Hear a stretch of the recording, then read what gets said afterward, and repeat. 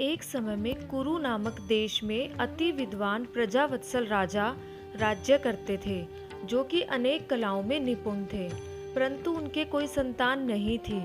उन्होंने अपनी धर्मपत्नी के साथ अनुष्ठान कर मां भगवती को प्रसन्न किया। देवी प्रसन्न हुई और कहा, हे राजन, मैं तुम्हारी भक्ति से प्रसन्न हूँ, वर मांग लो।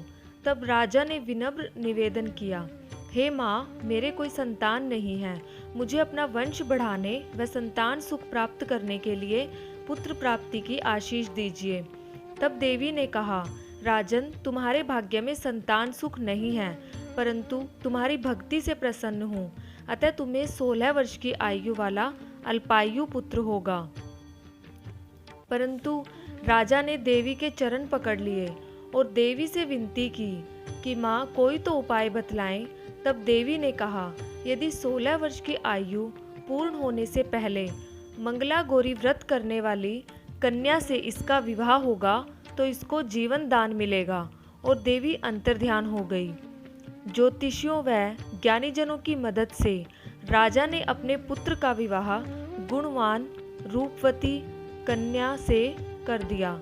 उस कन्या को मंगला गौरी व्रत कर माँ गौरी व महादेव से अखंड सौभाग्यवती होने का आशीर्वाद प्राप्त था।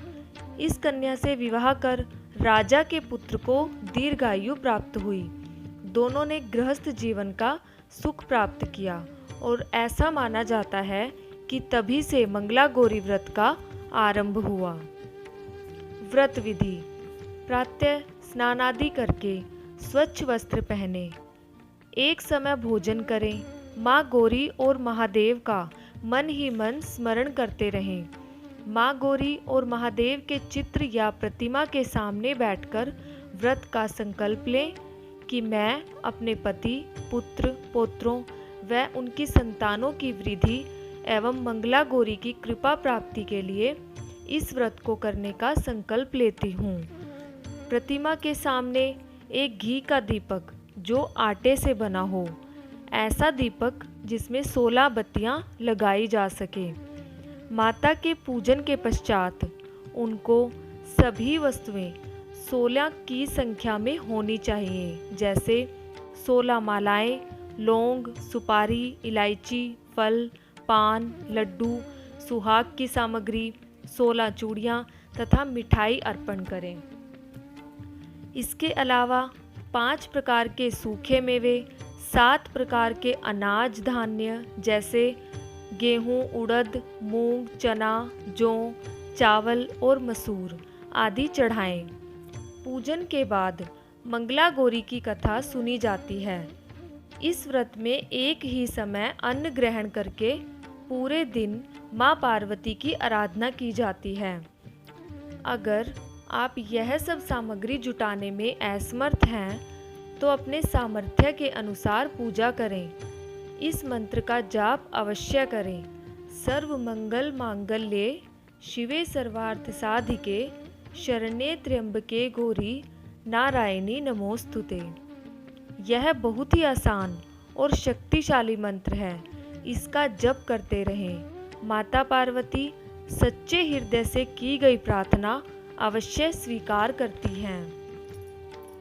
उद्यापन विधि: मन्नत के अनुसार अपने मंगला गौरी के व्रत पूर्ण कर आखिरी मंगलवार को किसी पंडित या पुरोहित के सानिध्य में तथा 16 सुहागिन स्त्रियों को भोजन कराकर इस व्रत की समाप्ति करनी चाहिए, जिसमें पूजन विधि हर मंगलवार की तरह करके आखिरी मंगलवार को पूरे परिवार के साथ अर्थात कुंवारी कन्या अपने माता पिता के साथ व सुहागिन स्त्री अपने पति के साथ हवन करें।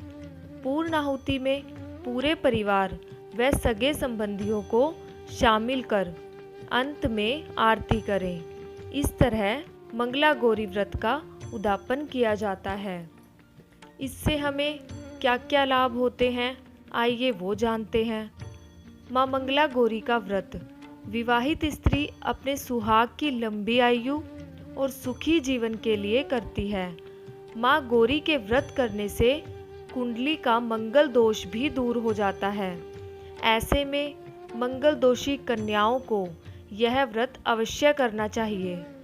हिंदू मान्यताओं के अनुसार शिव सबसे अच्छे पत्नी व्रतापति माने जाते हैं। हर लड़की इनके जैसा ही पति चाहती है, इसलिए भी इस व्रत का बहुत महत्व है। जय माता मंगला गौरी की। इस तरह के और व्रतों व पूजा विधि के लिए चैनल को सब्सक्राइब करें, लाइक एंड शेयर करें। धन्यवाद।